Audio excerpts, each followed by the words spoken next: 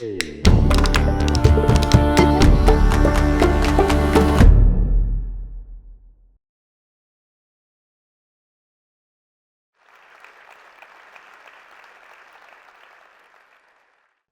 I was in my 20s, I worked at a community program in the Harlem area of New York City, which at that time was a neighborhood that struggled with many of the social and economic challenges of a big city, such as poverty, crime, limited resources. But I was excited to work there because I wanted to help students with educational disabilities to develop effective coping skills. And I was excited to use my creativity as a music therapist to help them express emotions through music. I also had an opportunity to teach the martial arts karate classes as an innovative way to connect with these kids. Now, throughout my career, I've worked as a therapist, as a teacher, as a psychologist, but in all the ways I've helped people, a unifying theme in my work has been the importance of emotions. What we feel, why we feel it, and what we do with those feelings says something about who we are as individuals. It also says something about our potential to adapt to life's challenges. And these are some of the essential elements of emotional intelligence. Now, when I look back at the professional and personal moments that have been successful, I can see that the effectiveness of working with emotions has had an impact. But more valuable has been when I look at the professional and the personal failures in my life. And I can see that the lack of intelligence has played a role. But as I examine my career work, I see that another reason why I was motivated to help others is because by helping others has helped me. The alchemy of creating change influences my own personal awareness. So these stories today are not just about how I use emotional intelligence to make a difference. Rather, they're also about what my students and clients over these years have taught me about emotions. Now, a couple of years ago, I had a conversation with my colleague, Paul Edwards. And we discussed how big corporations spend a lot of money training their managers in EI. But this is reasonable, because research in EI indicates how it is very effective in leading towards better leadership, towards worker productivity, towards reduced stress, towards increased well-being. But Paul asked a critical set of questions. What about people who don't have thousands of dollars for an EI workshop? What about these poor kids in urban communities who struggle with so much? Don't they need EI? The answer, of course, is yes. They need EI as much as the corporate managers. So we formed a collaboration, and we created the Emotional Intelligence Urban Initiative, which is a special program in our larger international organization. And the purpose is to bring EI to underserved urban communities by working with youth groups, with community leaders, and with the police officers who serve those neighborhoods. We've conducted EI workshops at the New York City Police Department Academy and at a community program in Brownsville, Brooklyn, which is another New York City neighborhood struggling with social and economic challenges. And in these workshops, we taught a range of abilities. And when I look back at the research on emotional intelligence, I could see three general principles that seem to incorporate all these abilities, and together they spell the acronym ART. Now, A is for attention.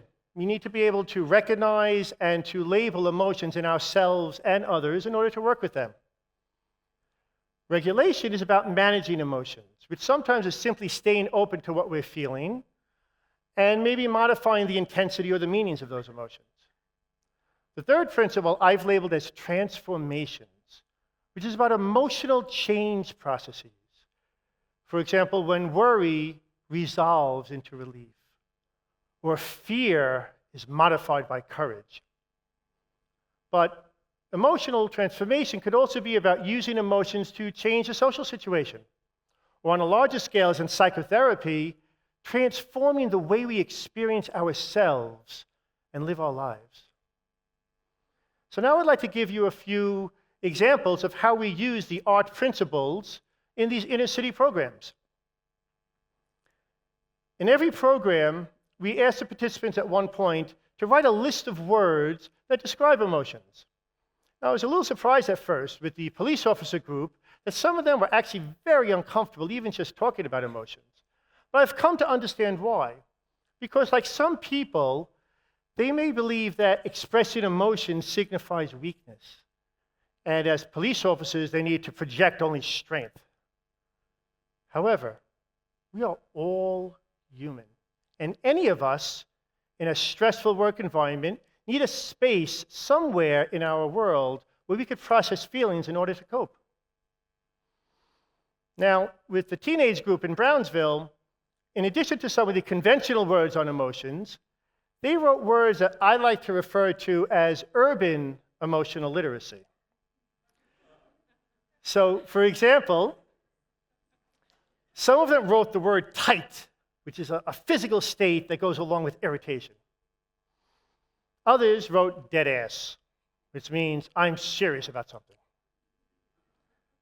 But my personal favorite emotion word of all is feeling Gucci. Feeling Gucci. What does that feel like? I love feeling Gucci. It is a pleasant and positive emotion. I guess the way you'd feel if you had some fancy jewelry or clothing from those designers.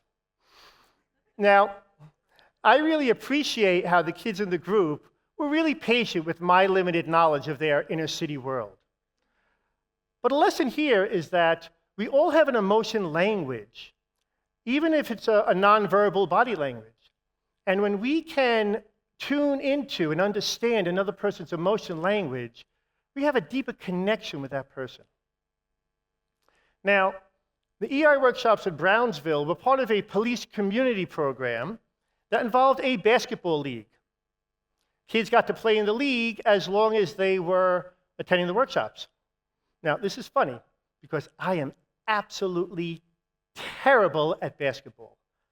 Absolutely terrible. For example, I could sit at my office desk, crumple up a piece of paper, and go to throw it into the trash can, and I almost always miss, even if the trash can's 2 feet away.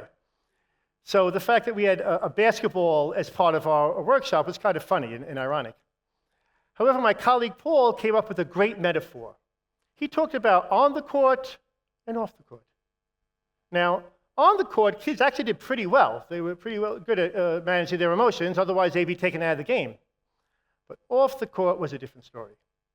So we worked with them and discussed how could you take the emotion regulation skills that you use during the basketball game and apply them to home or school or on the streets. And in this way, we were building and broadening the abilities they already had. Now, one day a group of kids came into our workshop, and they were angry.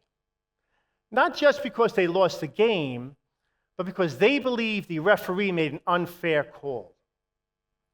So Paul and I put aside the lesson plan for the day, and we worked on processing their emotions in the moment, which actually is one of the best ways to really learn about emotions. And we discussed how anger comes from a sense of injustice. And in this context, anger is actually a healthy and appropriate emotion. The question then becomes, what do you do with the anger? Can you use it intelligently towards an effective purpose? Well, the first thing we did was to listen. Listen without judgment. And this allowed the kids to be able to really pay attention to what they were feeling.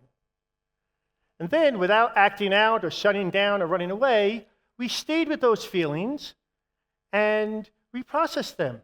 We talked about them. And this required the kids to use emotion regulation skills.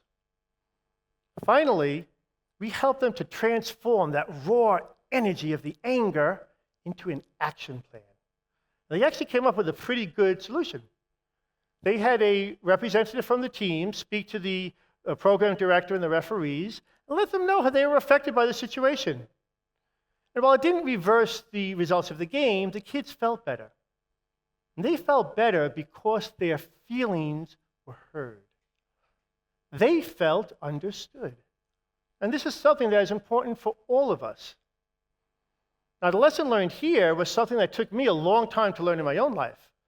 I've never been comfortable with anger, but I've learned that all emotions, even negative, unpleasant ones, have valuable information that can be used towards constructive purposes.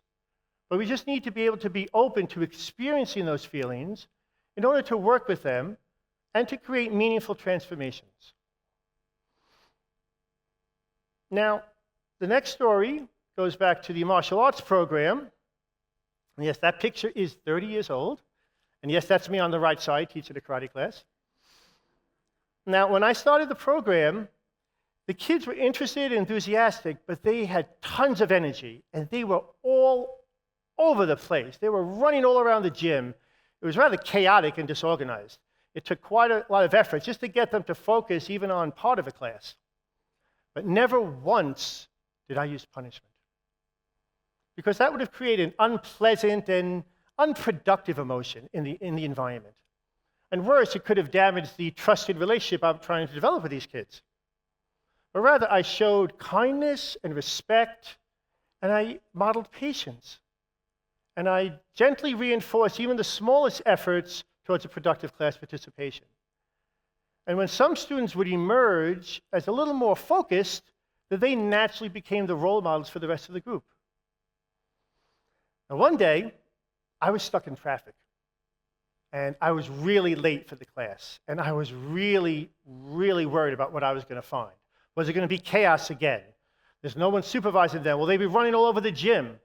So I'm rushing into the building. I'm running up the stairs. My heart is pounding. I have no idea what I'm going to find. And yet, to my surprise, before I had gotten there, one of the teenage students organized the whole group of kids so that when I walked up to the gym, they were standing at attention in one straight line, in perfect self-control, perfectly focused, and patiently waiting to start the class. They had transformed. They were in control of their emotions, not the other way around. And it was a powerful moment for all of us, and certainly one that I will always remember and appreciate. So now, I'd like to do a little activity where we could practice these 3 principles. So first, take a moment and pay attention to what you are feeling right now. Now, think about what words would describe those feelings. And now, in any way you can, try to increase the intensity of this feeling just a little bit. And in doing this, you're engaging an emotion regulation skill. And finally, imagine sharing this feeling with a friend. How would expressing this affect you or the friend? And this could be the beginning of an emotion transformation. So I invite all of you to practice these principles in your everyday lives, in small matters and different situations. And let's consider how we could bring emotional intelligence to our own neighborhoods and communities. Maybe our workplace, maybe a social group. Perhaps the streets metaphorically lead us back to our families and personal relationships. Now imagine making a positive transformation in any of these areas of your lives. What would that look like? And what emotions would you need to make those transformations? So in closing, I'd like to say that over these years, I have really come to appreciate how emotions are so central to our humanity and our connections with others. I've also come to appreciate how emotional intelligence can help to build and develop and to repair our relationships with other people. Because it's in deeply understanding another's emotions that we can more deeply understand that person. And in doing so, we understand ourselves. Thank you.